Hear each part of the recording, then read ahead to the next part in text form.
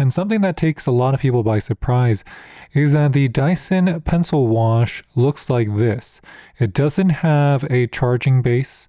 It doesn't have some type of flash dry. It doesn't have self-cleaning. But side by side, it is a totally different beast because it doesn't look like a traditional wet-dry vacuum. It doesn't have a large 2-tank system. It doesn't come with a display or a big battery. What it does come with is that it comes with a Dyson logo and it comes in a gold colorway. Our first test for our Dyson Pencil Wash is going to be the sticky syrup test. And we're going to let the syrup dry and then we're going to compare the results with our Roborock F25. And that test was to show you just how different the performance is between ones that are going to have a dirty water tank that's bigger, as well as more power and dedicated motors just for suction, and the Dyson Pencil Wash, which really does try its best to pick things up off the ground, but it doesn't have any suction power and it doesn't have a lot of power in general, so it's not going to be able to scrub your floors nowhere near as close as what you're getting from a wet-dry vacuum that's going to be cheaper than it. And what the Roborock can do, just like other wet-dry vacuums can do, is this. You can just... Self-cleaning is starting, followed by fast drying. Self-cleaning, fast... Soaking the roller. And for the Dyson, the steps are different, and that's really the difficult part here. So, open this, and you got to do this every time. This is going to be the roller after we had picked up all that syrup. So let's see how dirty the water is. And you got to do this yourself every time. So you got to clean this. That is not something that your unit is able to do. And if you pick up anything wet or messy, remember, you got to wash it. Then you got to empty out the dirty water tank here. So that means you got to spill this out. You can see the color of the debris. So this is also an area you got to wash and clean, but it's not as easy because how do you access it? There's no easy way to access this. So all you can do is rinse it. And if there's debris in there, you'll have to use a tool and put your finger in. So not as easy, right? It would have been much easier if this was something that we could detach, but we can't. There's cleaning. I gotta be cleaning this. The unit does not use a lot of solution, way less than a standard wet-dry vacuum. The other part I want to ask you guys is that now you have to dry this. So areas that are wet, you don't want it to just put it back inside of that plastic bin or that plastic ring area. So you need somewhere to dry this. And that means where are you going to place this if you wanted to dry it? So what I like to do is that's how I'll let it dry. So there's no easy way to let this dry around your house because when you put it back in the bin, it doesn't dry. It just stays wet.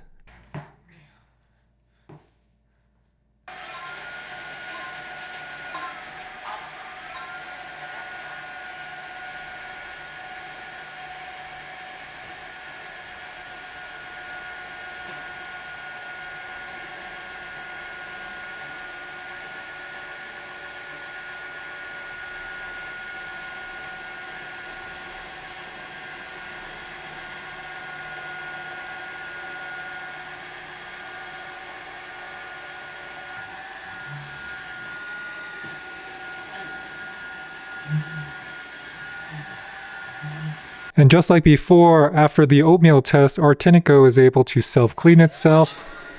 It also has a very adaptive self-cleaning session. You can see how much material it picked up.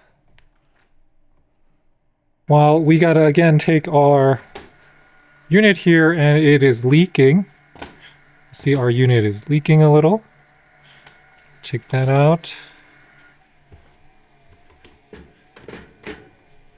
Take that with us. This out.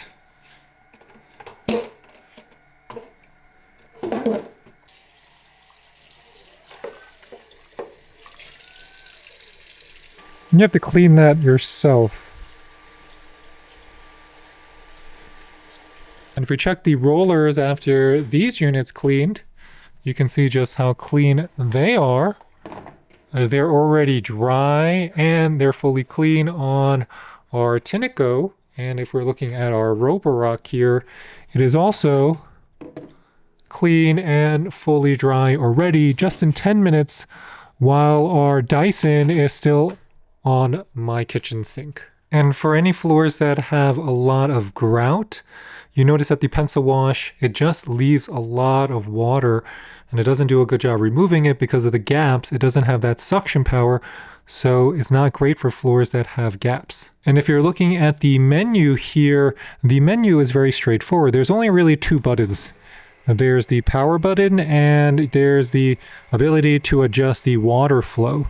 I think a lot of people get caught up in, hey, there's a lot of customization here, but you're definitely not getting the same customization you might get on something like a Tineco or a Roborock, where you can have a suction mode and an auto mode and a max mode. You can have units that have a steam mode. And even on the more affordable wet dry vacuums, they do come with a suction mode and an auto mode. Your Dyson Pencil Wash does not come with any of those features. And this is the part that if you look at all of the Dyson marketing material for the Pencil Wash, they don't really do a good job letting you know that this is going to be a two-piece system. So every time you store it, you're going to have to separate it, because if you want to charge it, the wand and the battery are going to go into this kind of volcano looking charger. They could have made this thinner. And second, this has to be stored somewhere else. If you remember my reviews of the Dyson Submarine, the hardest thing about this cover is, one, you always place your unit in the wrong way, so you need to keep the brush on the inside. But two, if you put the brush on the inside, the brush doesn't dry. So here, it doesn't even dry. You have to literally do this and put it somewhere where it can dry properly. Otherwise, you're just going to have a stinky brush all the time. And Dyson did something very clever as well as sneaky here, because the Dyson PencilVac and the Dyson Pencil Wash will both share the same battery, so that's interchangeable. But you would think that the Dyson PencilVac and Wash should both have the ability to share different motor bars. And you would think Dyson would have been smarter to give the pencil lineup the ability to switch between the mop head and the regular fluffy cone or the fluffy brush. But it doesn't do that. What you get here is that if you want the mopping and the washing, you gotta get a pencil wash. And if you want the vacuuming, you gotta get the PencilVac. You can just interchange the batteries between them. So ultimately, what's my verdict on the Dyson Pencil Wash? I think for one, it is actually going to be quite original because it looks good, the design is very streamlined, and for people who are not into using things like a wet jet or a robot vacuum, this would be just an easy way to wet jet clean your floors. And the most important difference between a Dyson Pencil Wash and a wet dry vacuum in normal day use is not just going to be around the mopping performance. It's going to be based on what happens after you mop. So on a normal wet dry vacuum, be it a Roborock or a Tineco or even something less expensive, they all come with a charging base, and that charging base protects your floor, so it's not going to damage your floor, so your unit is not directly in contact, and it's also going to charge your unit by itself. Your Dyson comes with two bases, one for the wand and one for your submarine head that goes in here. But the Tinecos and the Roborocks are gonna come with units that have flash dry. So that means they can heat up the rollers and dry them faster. And the biggest thing is that your wet dry vacuums are gonna be coming with a self-cleaning mode. And that self-cleaning mode is the biggest difference between what you get on the Pencil Wash and what you get from a wet dry vacuum. And the other thing about the Pencil Wash is that you can really see what Dyson is trying to go for here. Because Dyson has their PENCILVAC and they have the Pencil Wash. And this part of both units is pretty much the same. The only thing that changes is going to be the actual motor head or the brush, or in this case, the washing mop cleaning unit. Now, everything else of the power management and the menu as well as the battery is going to be located in the wand and the handle. So If you're asking me, what Dyson is trying to do is take the same product but sell it in multiple variations. So they're literally trying to make more money off of us. And it would be okay if they had produced something that was better. It would have been okay if they produced something that had more power or it had some type of specialization.